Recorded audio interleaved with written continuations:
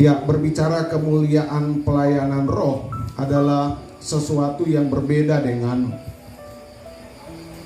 pelayanan yang bukan dilakukan dengan pelayanan roh.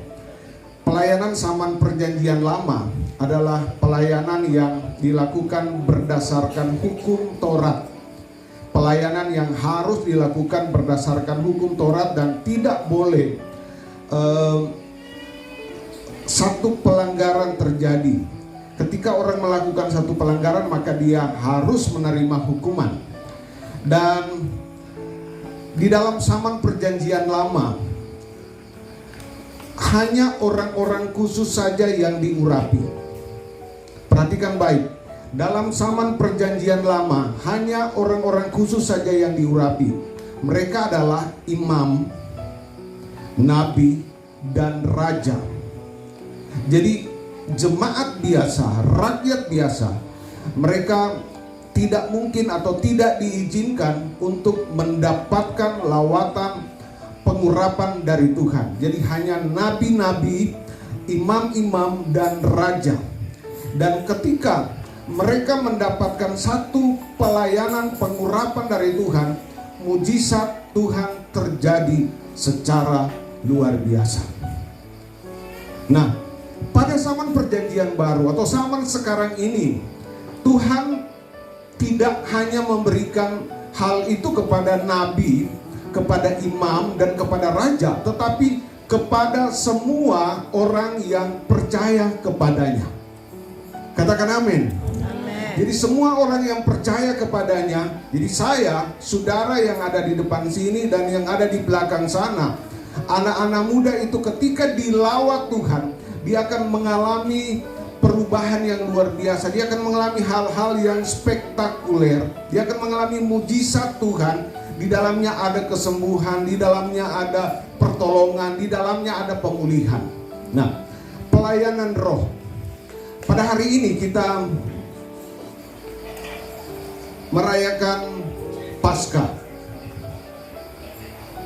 Paskah atau Passover, di mana ketika bangsa Israel akan dibebaskan oleh Tuhan dari perbudakan di Mesir, Tuhan menyuruh mereka mengambil domba yang tak bercela, dan mereka memotong, memakan itu, dan darahnya itu dilaburkan di atas ambang pintu dan jenang pintu. Jadi tiang pintu keluarga-keluarga orang Israel itu harus melakukan hal itu. Dan pada malam itu juga malaikat maut melewati rumah yang ada di Mesir dan yang ada di Israel. Ketika malaikat maut itu melihat bahwa di rumah itu ada darah, ada tanda darah pada ambang pintu atau pada jenang pintu, maka malaikat maut itu dia akan melewati, dia akan pass over, dia akan lewat. Jadi tidak akan terjadi kematian. Tetapi ketika malaikat maut itu melihat rumah itu tidak ada tanda darah, maka dia akan masuk ke dalam rumah itu, dan setiap anak sulung, baik dari orang yang berpangkat tinggi sampai yang berpangkat rendah, rakyat biasa, mati. Bahkan sampai ke binatang. Jadi anak-anak sulung dari manusia maupun binatang semua mati. Sehingga terjadi satu raungan yang sangat mengerikan di tanah Mesir dan mengharuskan Firaun menyuruh bangsa Israel keluar, pergi menyembah kepada Allah yang kamu layani. Nah, itulah bermula dari kata Paskah, Passover. Jadi dia melewati, dia lewat. Yesus sebagai anak domba Paskah, dia sudah mati untuk kita semua. Dan ada tanda darah di hati kita. Amin. Ada tanda darah di dalam hidup kita. Ketika engkau percaya kepada Yesus, maka ada tanda darah, dan tanda darah itu akan menghidupkanmu, akan membawa engkau kepada kemenangan yang lain. Saya suka katakan begini, ada 5 hal yang Yesus kerjakan untuk manusia. Yang pertama, dia datang. Yang kedua, dia mati untuk kita semua. Dia datang, dia lahir, kita sebutkan dengan Natal, kita rayakan. Kemudian dia mati, yang kita sebutkan dengan Paskah. Kemudian yang ketiga, dia bangkit, membuktikan bahwa maut tidak berkuasa atas dirinya. Tidak ada kuasa, dia bangkit. Jadi kubur itu tidak bisa menahan dirinya, dia harus bangkit. Dia punya kuasa atas kematian. Maka kemudian akan terjadi kebangkitan orang-orang yang punya tanda darah itu. Dan yang keempat, dia naik ke surga. Dia naik ke surga. Itu membuktikan bahwa dia memang bukan berasal dari bumi ini, dia berasal dari surga sana. Dia naik ke surga dan juga itu sudah dirayakan. Dan berapa hari lagi ya? 40, 50 hari lagi. Kita akan merayakan. Hari Minggu kita akan merayakan hari kebangkitan Yesus. Kemudian 40 hari. Ya, 40 hari sesudah itu dia naik ke surga. Dan setelah itu di hari ke-50 ada ketuangan Roh Kudus. Nah, 4 hal sudah terlaksana. Dan hal yang kelima, dia berjanji, aku akan datang kembali untuk menjemput kamu. Jadi dari 5 poin yang Yesus kerjakan untuk umat manusia, berapa poin yang dia sudah kerjakan? Berapa? 4. Jadi kalau 4 hal sudah terlaksana, berarti tinggal 1 hal. Kira-kira itu tidak terjadi atau akan terjadi? Pasti atau tidak? Pasti. Sebab ketika Tuhan berjanji, itu janjinya lebih dari apapun juga. Dikatakan lebih daripada emas yang murni, lebih daripada, apalagi cuma janji tukang jahit. Maaf kalau ada janji ada tukang jahit di sini. Janji tukang jahit besok kita ke sana, tunggu belum, sebab ada yang kasih tips lebih, dia pasti menjahitkan yang lebih. Janji Tuhan ya dan amin. Dia berjanji dia akan datang kembali.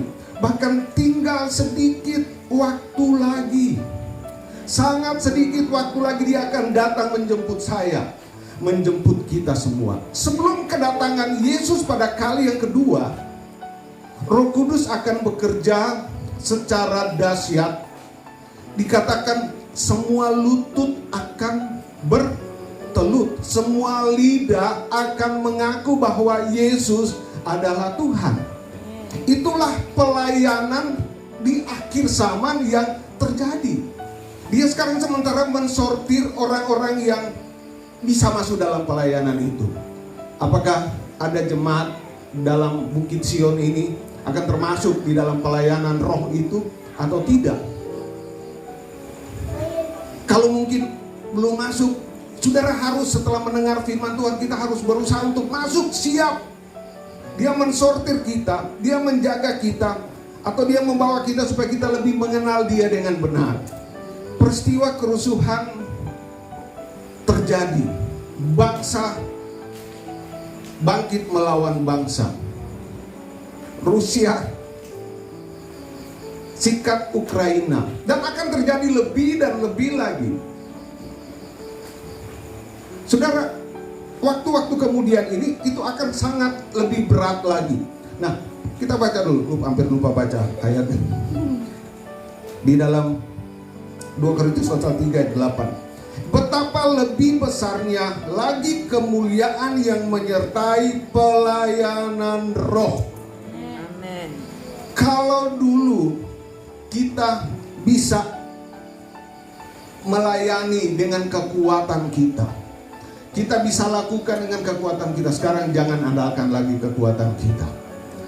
Kita memang perlu berhikmat, tetapi terkadang hikmat kita mengalahkan apa yang Tuhan mau terjadi atas diri kita. Tuhan ingin melihat pelayanan kita benar-benar murni dari Tuhan. Tuhan mensortir, mencari orang-orang, matanya menjelajah seluruh bumi. Dia lewat, pas dia lewat di Bukit Sion, wah dia lihat, oh ada anak Tuhan di sana. Aku akan lihat, oh ada orang Batak di sana itu.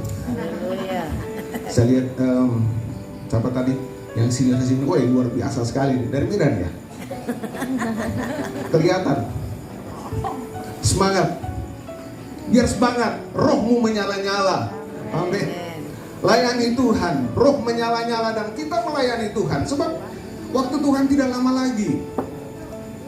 Saudara, Tuhan mau bekerja kepada orang yang membuka hati, menerima Dia. Sebab dikatakan bahwa pelayanan kemuliaan pelayanan roh, kita akan menerima kemuliaan pelayanan roh yang luar biasa terjadi di akhir zaman. Semua lidah akan mengaku, semua lutut akan bertelut bahwa Yesus adalah Tuhan. Haleluya, kita berikan kemuliaan untuk Tuhan. Haleluya. Ini saudara, jangan berpikir masih terlalu lama, tidak lama lagi. Jadi tidak usah beli tanah, kontrak saja. Tapi yang mau jual tanah tetap jual saja. Berusahalah, tetapi persiapkan dirimu, persiapkan pelayanan kita mendekati kedatangan Tuhan pada kali yang kedua dengan benar. Sebab jangan sampai kita terlalu disibukkan dengan banyak hal, tapi mari kita menyibukkan diri dengan Tuhan. Bukan berarti kita bermalas-malasan. Saya bangga dengan hamba Tuhan di sini, luar biasa bisa melakukan apa saja untuk pelayanan, untuk Tuhan.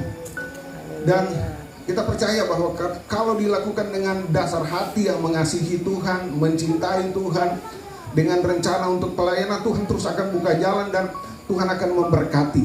Nah, saudara-saudara yang kekasih di dalam nama Tuhan Yesus Kristus, kita lihat di dalam perjanjian lama, ketika pelayanan roh itu terjadi pada seseorang, dalam 2 Tawarik pasal 5, 2 Tawarik pasal 5 ayat yang ke-13 dan 14. Ini dalam pentabisan rumah Allah. Lalu para peniup nafiri dan para penyanyi itu serentak memperdengarkan paduan suaranya untuk menyanyikan puji-pujian dan syukur kepada Tuhan. Mereka menyaringkan suara dengan nafiri, ceracap, alat-alat musik sambil memuji Tuhan dengan ucapan, sebab Ia baik, bahwasanya untuk selamanya kasih setianya. Pada ketika itu rumah itu, yakni rumah Tuhan, dipenuhi awan. Ada awan kemuliaan Tuhan akan turun ketika kita meninggikan Tuhan. Kemudian ayat yang ke-14, sehingga imam-imam itu tidak tahan berdiri untuk menyelenggarakan kebaktian oleh karena awan itu, sebab kemuliaan Tuhan memenuhi rumah itu. Nah saudara, ketika kemuliaan Tuhan memenuhi tempat, kita tidak bisa tahan, kita tidak bisa pikirkan apa yang akan terjadi, sebab kemuliaan Tuhan itu akan menyertai. Amin. Saya teringat ketika saya berada di Kute, bekerja sama-sama dengan Bapak Gembala di sini. Ibu Gembala, Ibu Nani Suwarto bersaksi. Dia bilang, sementara mereka meninggikan Tuhan, memuliakan Tuhan, ada pujian hormat dinaikkan kepada Tuhan. Ada seorang ibu yang tidak bisa angkat tangan, dia hanya angkat tangan. Dan kebetulan telunjuknya itu bengkok. Masih ingat mungkin Pak Beta ingat, telunjuknya bengkok. Dia angkat tangan, waktu dia angkat tangan, telunjuknya yang bengkok itu lurus. Dia tidak sadar, dia hanya tinggikan Tuhan, muliakan Tuhan. Dan ketika dia pulang, dia lihat, kok tangan saya yang tadi bengkok sudah lurus, sudah lama bengkok lurus. Sebab itu ketika saudara meninggikan Tuhan, muliakanlah Tuhan. Gak usah lihat kiri, gak usah lihat kanan, lihat lagi tetangga yang belum datang. Udah datang dia. Kenapa dia cari? Karena mau tagih utang di gereja. Kalau datang gereja, datanglah cari Tuhan. Maka kita akan melihat kemuliaan Tuhan akan terjadi. Saudara, istri saya awal Januari tahun lalu ya, sakit berat, cukup berat. Saya gandeng dia mau jalan ke situ, berat. bawa ke rumah sakit, cek di rumah sakit, CT scan, sebab mamanya meninggal umur 30-an kanker otak. Saya takut juga jadi duda nih, saudara. Bisa laku cepat. Jadi bawa beberapa kali, akhirnya ketika ada periksa darah sampai beberapa kali periksa ke Siloam, dan dokter katakan akan dibaca. Jadi periksanya lama juga, sebab semua periksa lengkap. Akhirnya pas waktu itu ada acara apa ya? Acara liburan, Galungan, sekitar Galungan. Jadi mereka nggak bisa periksa. Jadi kita kan punya Mbak Google sekarang. Jadi sudah tanpa periksa lihatin. Dia lihat Google, oh ini. Dia lihat, oh kalau ini, dia coba cek, dia cek. Begini udah pintar ya mencari. Cari. Indikasi mengarah ke lupus, indikasi mengarah ke kanker darah. Wih, langsung kaget dia. Oh, kalau begitu, kanker darah kan pasti mati juga. Lupus juga pasti mati. Ya sudah, dia bilang, Tante bilang, udah, jangan paksa saya. Mulai sekarang ini saya tidak lagi akan ke dokter. Anak saya di Australia satu bilang harus ke dokter. Kenapa? Kurang uang. Saya biasa kan pakai BPJS harus tunggu. Nanti kami bantu, nanti saya bantu. Tapi tidak, dia bilang jangan paksa saya. Jangan paksa saya. Sampai saya suruh pegang tangannya. Mungkin hari-hari terakhir saya menggandeng tangannya. Foto bersedih, tapi saudara, saat ini dia sembuh. Puji Tuhan. Haleluya, dia sembuh dan mengalami mujizat Tuhan. Amin. Dan ketika Tuhan melawat, ketika urapan Tuhan ada, maka kemuliaan Tuhan dinyatakan, sakit disembuhkan. Apapun yang kita alami akan kita dapatkan. Apapun problem yang saudara alami, ketika saudara dekatkan diri dengan Tuhan, maka saudara akan mendapatkan. Maka ketika Tuhan melawat gerejanya, dikatakan kita tidak sanggup melihat bangsa Israel berperang melawan Amalek. Amalek atau Filistin, lupa saya. Musa mengangkat tangan, terjadi kemenangan.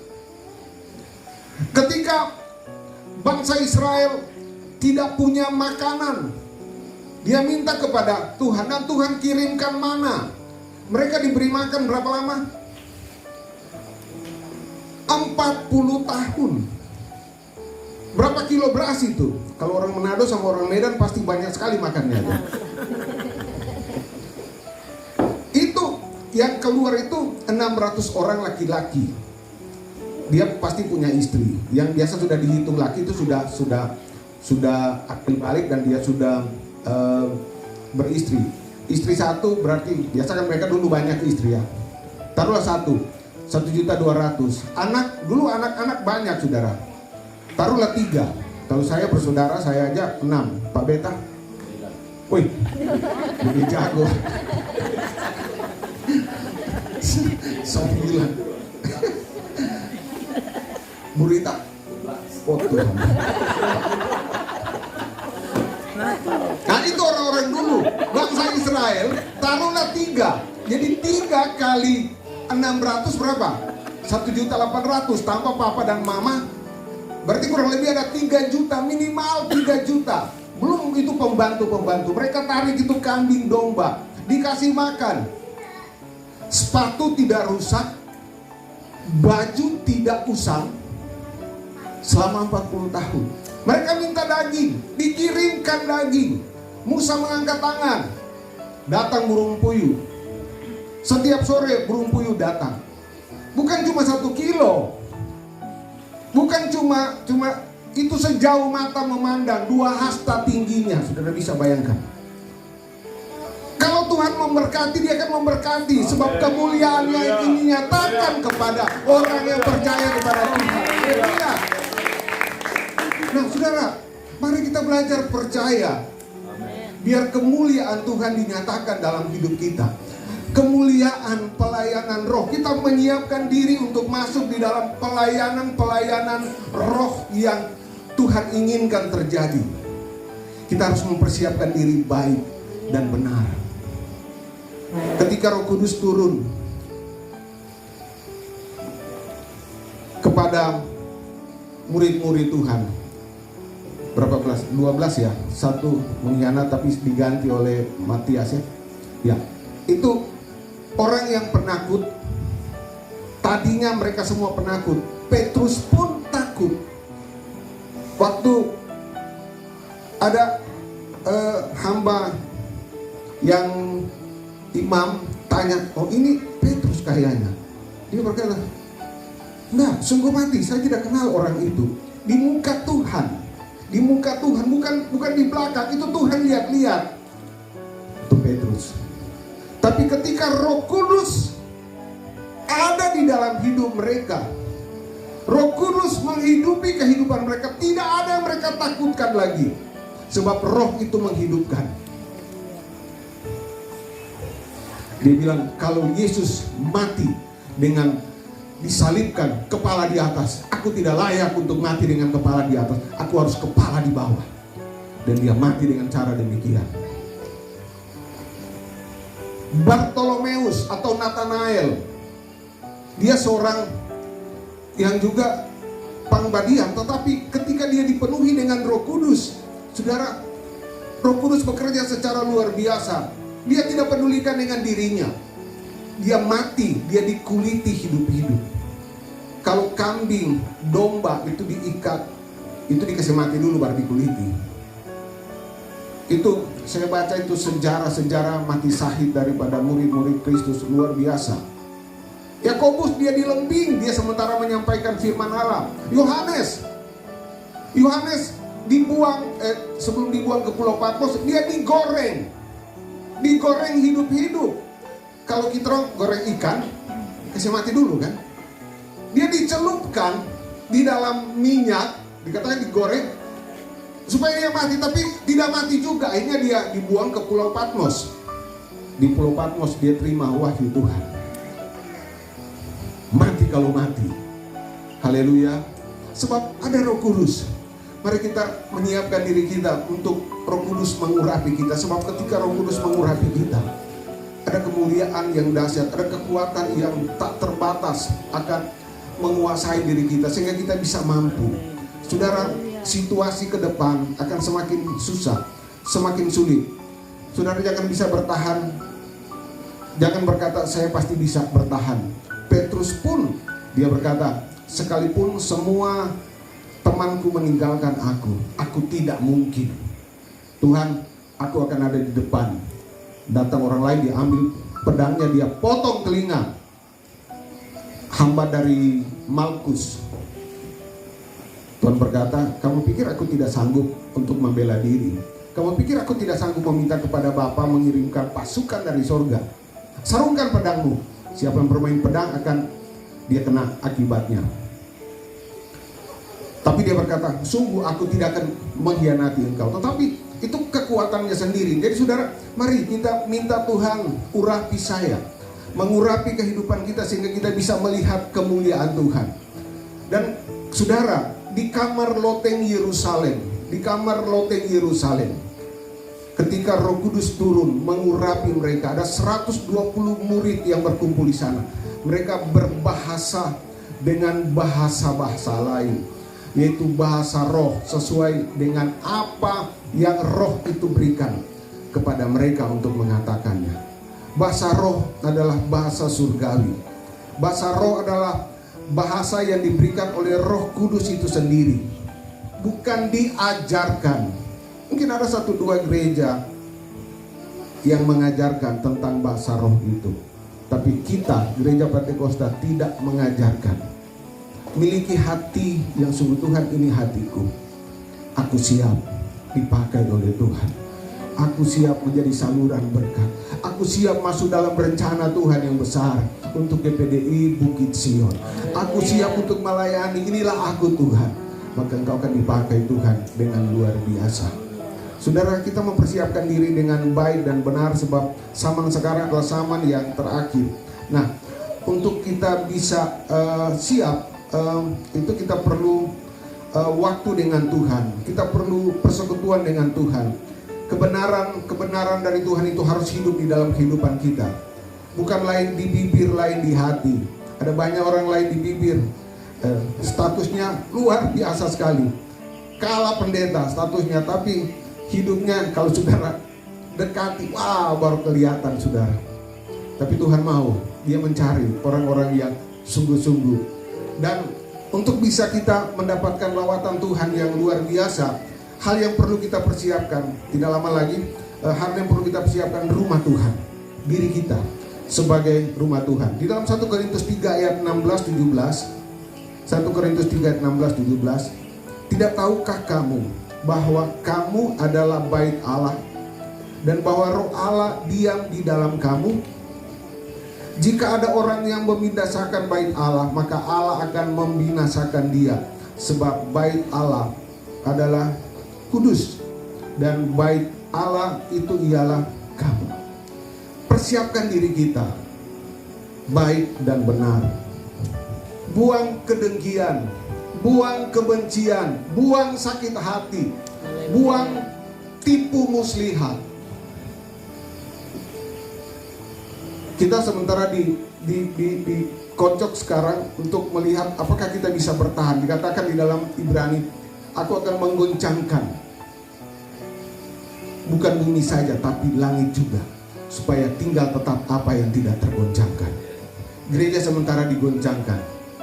Kalau saya melihat di grup-grup hamba Tuhan, wow, saya lihat, saya sampai ya jarang sekali saya berkata-kata di situ. Saya hanya memantau, saya lihat, waduh ini hamba Tuhan atau hamba uang, ini hamba Tuhan atau hamba setan. Terkadang kita melihat, waduh, kata-katanya itu memang mereka menimbulkan satu itu yang memang untuk menyakiti seseorang. Tapi Tuhan mencari orang-orang yang baik. Persiapkan diri kita, kita adalah rumah Tuhan. Biar Tuhan masuk di dalam diri kita, sehingga kita menjadi alatnya Tuhan yang luar biasa. Sebab ketika kita menjadi alatnya Tuhan, maka Tuhan akan hidup di dalam kehidupan kita. Di dalam 1 Korintus pasal 5 ayat 2 Korintus 5 ayat 17. Jadi siapa yang ada di dalam Kristus, ia adalah ciptaan baru. Yang lama sudah berlalu, sesungguhnya yang baru sudah datang. Kita harus menjadi ciptaan baru. Yang berkata dia di dalam Kristus, dia harus menjadi ciptaan barunya Tuhan. Dan hal yang kedua, yang terakhir, untuk selain rumah hati kita siapkan. Kita harus menjadi perabot yang baik. Amin. Dalam 2 Timotius 2 ayat 20 sampai 23. Dalam rumah yang besar bukan hanya terdapat perabot dari emas dan perak, melainkan juga dari kayu dan tanah. Yang pertama dipakai untuk yang mulia. Jadi emas dan perak itu untuk yang mulia. Dan yang terakhir, kayu dan tanah, yang terakhir untuk maksud yang kurang mulia. Jika seorang menyucikan dirinya dari hal-hal yang jahat, ia akan menjadi perabot rumah untuk maksud yang mulia. Ia dikuduskan, dipandang layak untuk dipakai tuannya, dan disediakan untuk setiap pekerjaan yang mulia. Sebab itu jauhilah nafsu orang muda, kejarlah keadilan, kesetiaan, kasih dan damai bersama-sama dengan mereka yang berseru kepada Tuhan dengan hati yang murni. Ayat 23, hindarilah soal-soal yang dicari-cari, yang bodoh dan yang tidak layak. Engkau tahu bahwa soal-soal itu menimbulkan pertengkaran. Saudara, di sini kita melihat bahwa dalam satu rumah ada perabot yang mulia dan ada perabot yang kurang mulia. Kalau saudara mau menjadi perabot yang mulia, sucikan dirimu. Hidup dalam kebenaran, berkata yang benar. Sekarang agak susah sekali kita menjaga hati, menjaga mata, menjaga apapun agak susah sekali. Sebab semua punya HP. Dulu kan saya anak pendeta, saudara. Anak pendeta itu dilarang ke bioskop. Sebab dikatakan ke bioskop itu berdosa. Jadi ketika kami pergi ke itu, ini bioskop ya sebelah kiri. Jadi papa saya bilang jangan mengarah situ. Jadi jangan lihat itu Yesi Gusman dan Rano Karno yang agak seksi sekali di situ. Jadi saya begini. Jadi kami nggak boleh melihat ke arah itu. Jadi mata begini. Tapi sekali-sekali begini. Kemudian waktu pulang itu dari tempat ibadah rumah tangga itu saya harus melihat ke sebelah kiri lagi, tidak boleh sebelah kanan. Tapi namanya anak-anak nakal juga, saudara. Sembunyi-sembunyi lari, pergi nonton, ngintip dari dalam. Nah, dicari dari mana? Oh, dari rumah teman dan sebagainya. Sekarang bioskop nggak perlu ada di 21. 21 kan anak-anak juga bisa kumpul di sana. Tapi ada di HP kita kan. Bahkan bioskop lebih dari bioskop itu ada di situ. Nah, kita harus hati-hati. Tawaran iblis semakin memudahkan kita dan jebakan-jebakan itu ada di sini. Kenapa ada gereja-gereja yang anti pakai gadget seperti gini? Saya nggak anti juga, tapi memang dia punya tantangan berat sekali. Sebab sementara itu mau baca WA dulu, ada dari WA dari siapa, dari itu buka Facebook. Jadi ada banyak kemudahan, tetapi banyak halangan yang membuat kita bisa melakukan hal dan melihat hal-hal yang tidak pantas, yang tidak benar, sehingga membuat hati kita jauh dari Tuhan. Nah, itu perlu hati-hati. Kalau ingin dipakai oleh Tuhan, menjadi pelayan rumah Tuhan dengan perabot yang mulia, sucikan diri kita. Amin. Amin. Saudara mau sucikan dirimu dari hal yang demikian? Cuma Bapak Gembala. Amin. Amin. Amin. Kita semua harus berkata amin. Memang berat. Bukan cuma jemaat-jemaat, pendeta-pendeta juga banyak. Terkadang ada pendeta DP itu semua. Nah, itu hati-hati. Kita perlu hati-hati dengan hal ini. Jebakan setan, kalau saudara tahu kan jebakan Batman itu tidak satu, terperangkap ternyata kita. Oh, ternyata kita di prank dan sebagainya. Nah, jebakan setan itu ada di mana-mana. Kalau dulu iblis itu cuma di bawah kolong, sekarang di atas tempat tidur dia naik, saudara. Dulu di bawah kolong tempat tidur, tapi sekarang sudah di atas tempat tidur, dia nggak sembunyi lagi.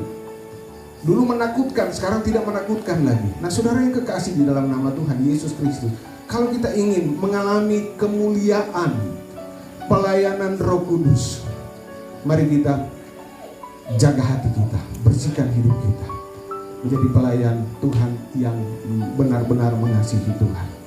Dan saya percaya Tuhan berharap kita semua sebagai gereja Pantai Kosta yang ada di Bali, gereja Pantai Kosta Bukit Saitun, Sion, Bukit Sion, akan menjadi jemaat yang menjadi contoh bagi gereja-gereja lain. Amin. Menjadi contoh, menjadi panutan, menjadi berkat. Pelayanan-pelayanan menjadi berkat. Pekerjaan-pekerjaan yang menjadi berkat, semua menjadi berkat, sehingga kita akan melihat kemuliaan Tuhan terjadi dalam hidup kita. Puji Tuhan, saya mau kenang pemusik untuk maju ke depan. Kita akan berdoa bersama-sama.